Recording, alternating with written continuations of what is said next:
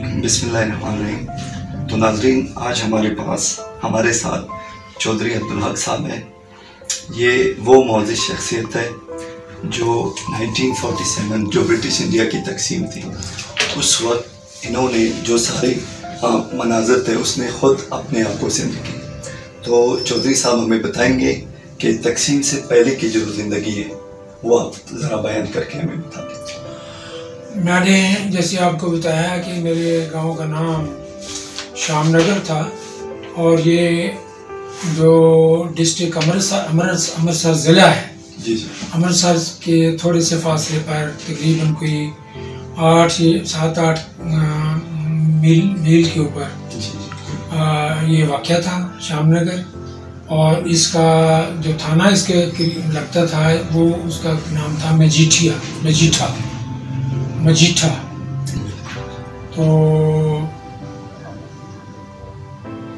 ہمارے گاؤں میں آبادی جو تھی وہ ملی جلی آبادی تھی۔ آدھے گاؤں میں تقریباً 500-600 گھر جو تھے وہ سکھوں کے تھے، اور اتنے ہی تقریباً مسلمانوں کے تھے۔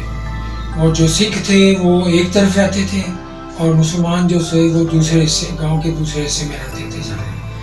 اور مسلمانوں کی آبادی جو تھی وہ بھی ملی جلی تھی ساری، ہر قوم کے اس میں باشندے رہتے تھے۔ تو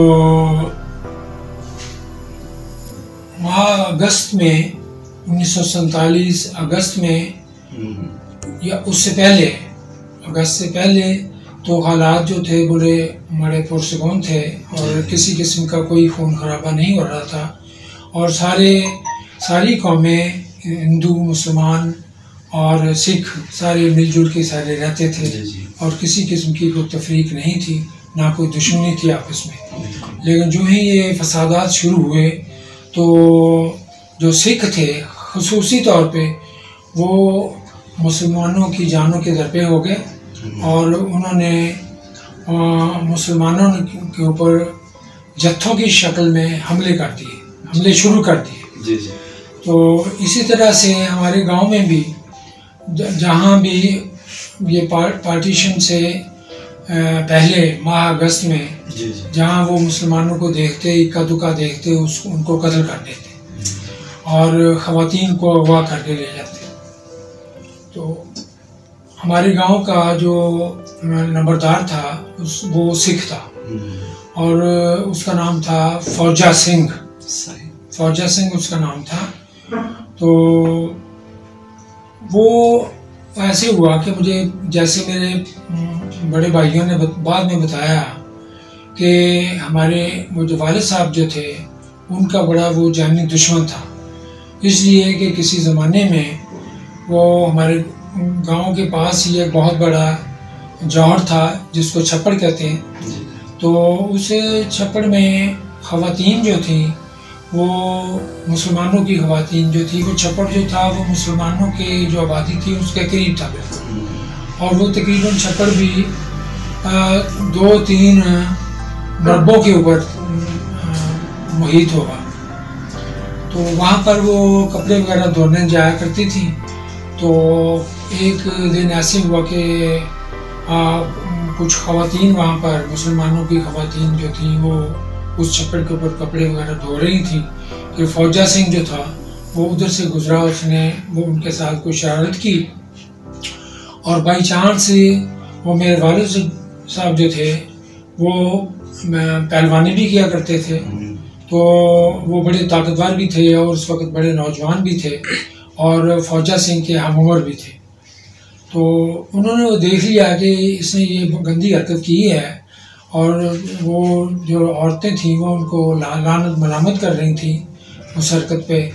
تو انہوں نے ان کو، میرے ابا جی نے، میرے والد صاحب نے، وہ اس فوجا سنگھ کو پکڑ لیا، پکڑ کے خوب اس کی پٹائی کی، مارا اس کو، اور اس کو اسی چھپڑ کے اندر اس کے پکڑ کے اس کو گوتے دیے، اور اسی دن سے وہ ہمارے خلاف ہو گیا۔ وہ فوجا سنگھ جو تھا وہ میرے ابا جی کا جانی دشمن بن گیا۔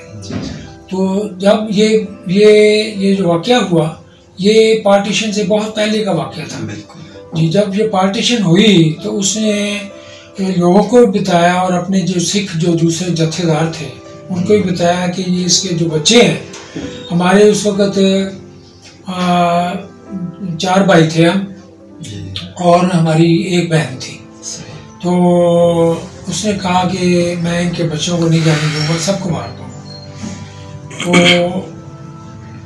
میرے والد صاحب نے پھر سوچا کہ کسی طریقے سے تو میں اپنے بچوں کو بچاؤں ان سے، تو اس نے ایسے کیا کہ مجھے، ایک میرا بڑا بھائی تھا اور ایک میری چھوٹی بہن تھی، تو ان تینوں کو ایک ہماری پھوپھو لگتی تھی، اس کا نام فاطمہ تھا، تو اس کو تیار کیا کہ ان بچوں کو یہاں سے نکالیں۔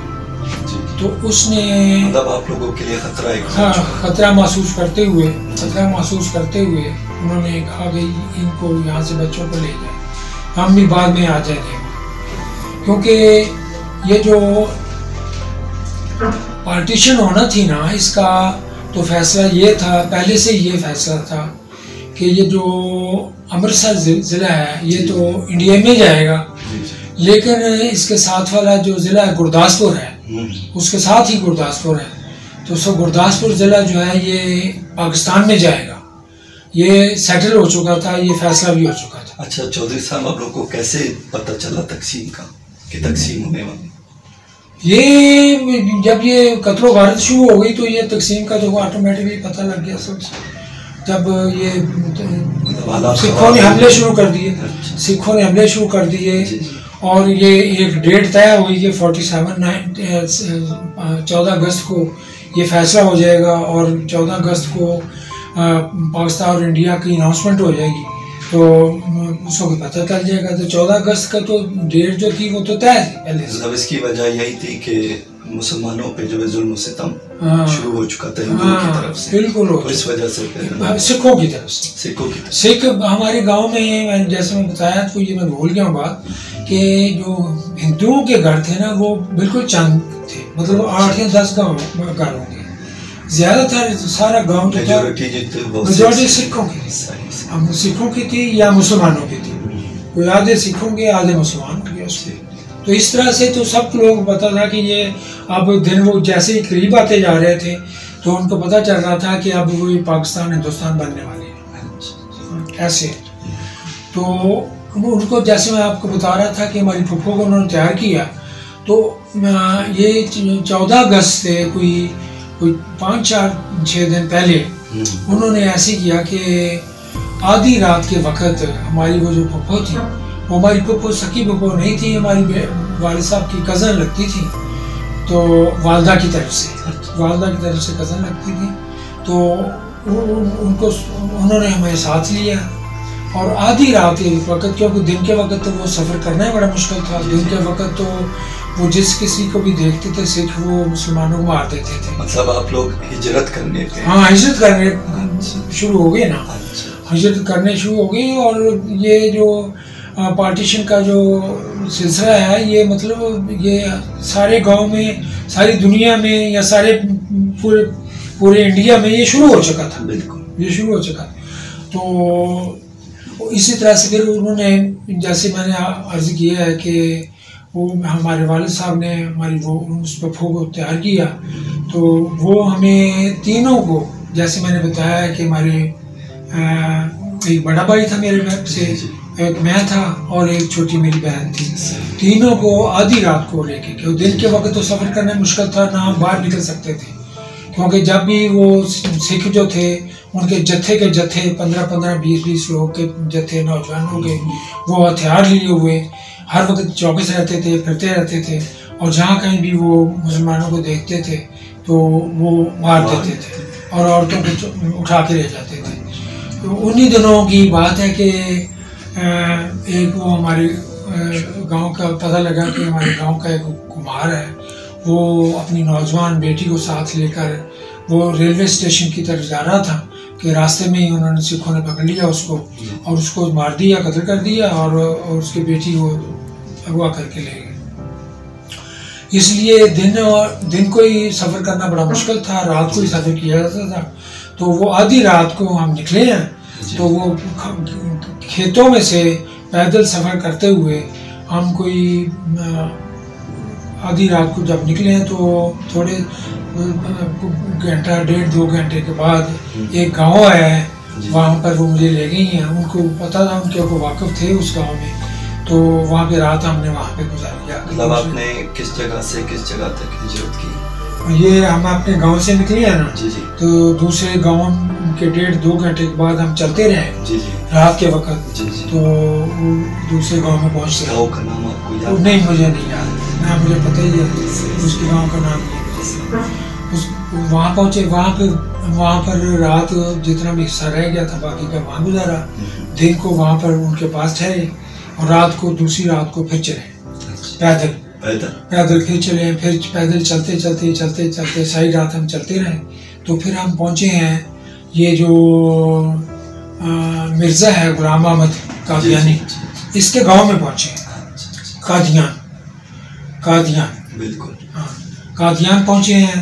وہاں پر وہ ہماری جو پھپھو تھی ان کی کوئی عزیزہ رہتی تھی وہاں پر. تو دور کی کوئی عزیزہ رہتی تھی. ہم تو ان کو جانتے نہیں تھے, میری تو عمر بھی چھوٹی تھی اس وقت, ہمیں تو خیال نہیں تھا ان چیزوں کا. تو وہاں پہنچے ہیں. تو وہاں پر ان کے گاؤں میں ہم قادیان میں تقریباً 2 دن رہے. 2 دن آپ قادیان میں؟ 2 دن قادیان میں ٹھہرے ہیں.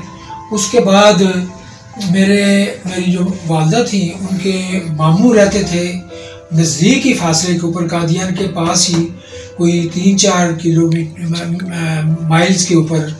یہ بہت بڑا شہر ہے, اس کو کہتے ہیں بٹالہ. جی جی, ہاں جی, بٹالہ. تو وہ بٹالے وہ لے گئی ہیں 2 دن کے بعد ہمیں. وہاں پہ ٹرین آئی ہے, ٹرین کے اوپر بیٹھ کے تو ہم بٹالہ پہنچ گئے ہیں.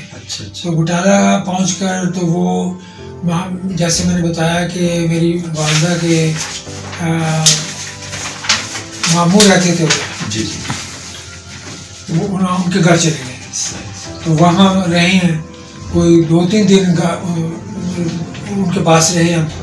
تو ان دی مین ٹائم میرے والد صاحب, میری والدہ اور ایک میرا چھوٹا بھائی تھا جو اس وقت گودی میں تھا, تو وہ بھی وہاں پہنچ گئے اسی گھر میں. تو انہیں اسی ٹائم میں ان دی مین ٹائم یہ جو اناؤنسمنٹ ہوگی پارٹیشن کی, تو 14 اگست اور 15 تاریخ کی رات کو 14 تاریخ کی اور 15 تاریخ کی رات کو جب اناؤنسمنٹ ہوئی ہے تو وہ پتہ لگا, کیونکہ جو بٹالہ ہے وہ بھی گرداسپور میں تھا. گرداسپور کی بلکہ وہ تحصیل ہے, وہ گرداسپور کی تحصیل تھی بٹالہ. تو جب یہ اناؤنسمنٹ ہوئی ہے تو ہندوؤں نے انگریزوں کے ساتھ ساز باز کر کے وہ پورا کا پورا جو ضلع تھا گرداسپور وہ بھی اس میں ڈال دیا, ہندوستان میں ڈال دیا. وہ اس کے ساتھ شامل ہو گیا, اس کے ساتھ شامل کر دیا. تو جو مسلمانوں کی یہ امید تھی کہ چلو ہم ادھر آ گئے ہیں, گرداسپور میں آ گئے ہیں, تو ہمیں پروٹیکشن مل جائے گی, ہم محفوظ ہیں, تو کیونکہ وہ یہ پاکستان کا حصہ بن جائے گا. تو لیکن وہ امیدیں جو ساری ختم ہو گئی. مطلب وہ بھی ان کے حصے میں, وہ بھی انڈیا میں چلے گئے. جی, گرداسپور ڈسٹرکٹ بھی ادھر انڈیا میں چلے گئے. تو پھر ایسے ہوا کہ پھر لوگوں نے سوچا کہ ہر مسلمان نے وہاں پہ جو رہنے والے تھے انہوں نے سوچا یہاں سے نکلے ہیں, اب یہ انڈیا کا بن گیا, اب یہ انڈیا کے پھر یہ سکھ جو ہیں ہمیں ماریں گے, قتل کر دیں گے. تو انہوں نے ایک یہ قافلہ تیار کیا, ایک قافلہ تیار کیا. وہ قافلہ جو تھا وہ دوسری رات دن کے وقت, مطلب کہ دوسرے دن ہی, رمضان شریف کے دن تھے اس دن, اور یہ 27ویں تاریخ تھی رمضان. تو وہ صبح کے ٹائم پہ ہم سحری وغیرہ کر کے لوگ یہ سارے نکلے ہیں اس قافلے کے اندر. تو لاکھوں آدمی تھے اس کے قافلے کے اندر, وہ قافلہ چلا ہے. تو وہ سیدھا جو سڑک ہے وہ بٹالہ سے سیدھی آتی ہے یہ ڈیرہ بابا نانک, ڈیرہ بابا نانک آتی ہے جہاں پر یہ کوریڈور بنایا جس کا سکھوں کے لیے جو کوریڈور بنا ہے اب ریسنٹلی. تو وہ سڑک وہ سیدھی بٹالہ سے سیدھی ادھر ہی آتی ہے. اور آگے آ جاتے ہیں دریائے راوی آ جاتا ہے. جی جی. تو ان دنوں وہ دریائے راوی جو تھا وہ اس کے اوپر پل بنا ہوا تھا. جی. پل بنا ہوا تھا اس وقت پل بنا ہوا تھا جو 1965 وار کے اندر وہ پل جو تھا وہ بم مار کے اس کو ختم کر دیا گیا. 65 وار کی بات. تو وہ دیکھ لیں کہ ہم صبح چلے سحری کے ٹائم پہ چلے ہوئے ہیں تو اس سڑک کے اوپر پیدل سارے لوگ آ رہے ہیں. اس ٹائم کوئی ٹرانسپورٹیشن کا کوئی انتظام نہیں تھا. چھوٹے بچے بھی چل رہے تھے, بڑے بھی چل رہے تھے, بوڑھے بھی چل رہے تھے, نوجوان بھی چل رہے تھے. وہ اور 30 میل کے قریب وہ سفر. 30 میل آپ لوگوں نے 30 میل وہ پیدل سفر کیا. سب نے پیدل سفر, بچوں نے بھی کیا, بڑوں نے بھی کیا, سب نے کیا, ماؤں نے بھی کیا, بیٹیوں نے بھی کیا, بہنوں نے بھی کیا, سب نے کیا وہ سفر. وہ آج تک وہ بھولتا نہیں ہے سفر, ایسا سفر. اور آپ یقین کریں کہ پاؤں جو تھے ان کے چھالے پڑ گئے اوپر, پاؤں کے نیچے سارا کالا سیاہ ہو گئے پاؤں چل چل کے. کافی فاصلہ ہے, 3 میل 30 میل کا 30 میل چلتے رہنا. اور صبح سے چلے ہوئے تو شام کو کہیں کو پہنچے ہم اس وہاں پر جیسے آپ نے بتایا ڈیرہ بابا ناظر اس سڑک کے اوپر چلتے رہے. لیکن یہ ہے کہ اللہ کا شکر ہے کہ وہاں پر وہ قافلہ جو تھا وہ محفوظ رہا. جی جی. اچھا چودھری صاحب, درمیان میں انہوں نے کیمپ وغیرہ نہیں لگائے تھے؟ نہیں, کوئی کیمپ نہیں تھا, کوئی انتظام نہیں تھا, نہ کوئی پانی کا, نہ کھانے کا, نہ روٹی کا, کسی قسم کا کوئی انتظام نہیں تھا. وہ تو سارا علاقہ ہی سارا ہندوستان کا تھا. وہ تو انڈیا کا علاقہ تھا. بلکہ وہ تو خدا کا شکر ہے کہ وہ سکھوں نے وہ چونکہ ان کو پتہ نہیں تھا کہ یہ قافلہ آنا ہے تو وہ کوئی انتظام نہیں کر سکے. اس کے بعد 4 قافلے آئے ہیں اسی سڑک پر, اور چاروں کے چاروں اکٹھے ہیں. چاروں کے چاروں کٹے ہیں. ان کے عورتیں اغوا ہوئی ہیں ساری, اور بچے بوڑھے مرد سارے کٹے ہیں. اس کے بعد چہرت کے دوران کافی بیمار بھی لوگ ہو چکے ہوں گے, کوئی وبا وغیرہ نہیں, کسی قسم کی کوئی نہ دوائی نہ گل نہ کوئی چیز ہی نہیں تھی. وبا سے نہیں پھیلی کوئی بھی نہیں, وبا نہیں کوئی بھی پھیلی. یہ اللہ کا شکر ہے کوئی وبا نہیں پھیلی.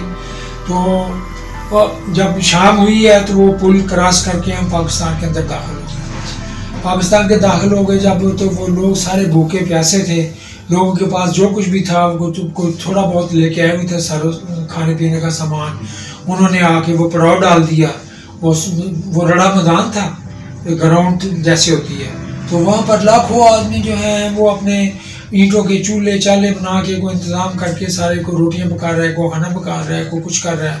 انہوں نے اپنا سارا کھانے. پاکستان کے کس علاقے میں آپ لوگوں نے یہ جو علاقہ جو ہے نا یہ پاکستان کا علاقہ بنتا ہے. جب نارووال سے شکر گڑھ کو جائیں تو وہ سڑک کے درمیان میں یہ علاقہ.